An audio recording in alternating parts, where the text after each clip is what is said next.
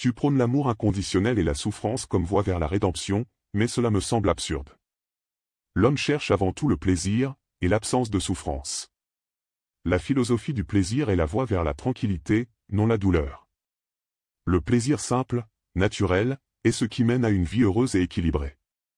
Pourquoi encourager les gens à souffrir, alors qu'ils peuvent se libérer de la douleur par la recherche de plaisir modéré?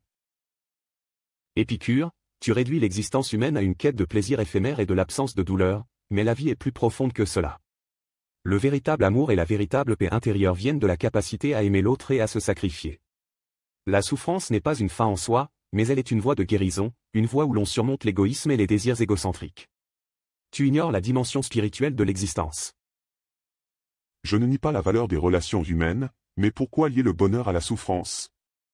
Le plaisir n'est pas qu'un moyen égoïste, c'est un but naturel. Une vie sans douleur, une vie de simplicité, voilà ce que je propose. Pourquoi imposer à l'individu des idéaux qui le condamnent à l'insatisfaction?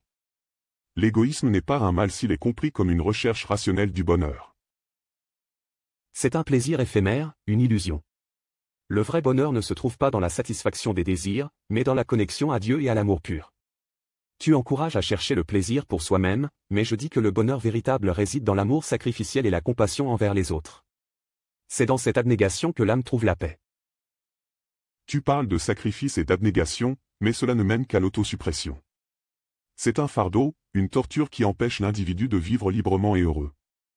La recherche du plaisir modéré, c'est la voie de la liberté, de l'équilibre intérieur.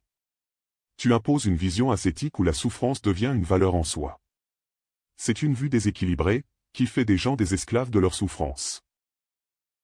Tu confonds plaisir et véritable libération. L'homme ne peut être libre tant qu'il est esclave de ses désirs. Le véritable plaisir est celui de l'âme, celui qui naît de la paix intérieure, de l'amour pour les autres, de la réconciliation avec soi-même et Dieu.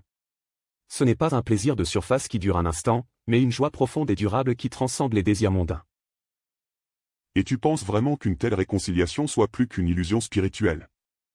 Nous vivons dans un monde où les désirs et les plaisirs sont des faits naturels, pas des concepts abstraits. Tu encourages une vie de sacrifice et de renoncement, mais cela ne fait qu'amener l'individu à une vie pleine de frustration. La sagesse consiste à reconnaître ce qui est suffisant, à savourer ce que la nature offre sans se laisser consumer par des idéaux inaccessibles.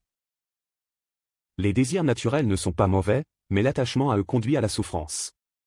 L'âme ne trouve pas sa paix dans le plaisir, mais dans l'amour désintéressé. Ce n'est pas en cherchant à satisfaire ses désirs que l'homme trouve la liberté, mais en se libérant de la domination de ses désirs, en cultivant une vie d'amour et de service aux autres.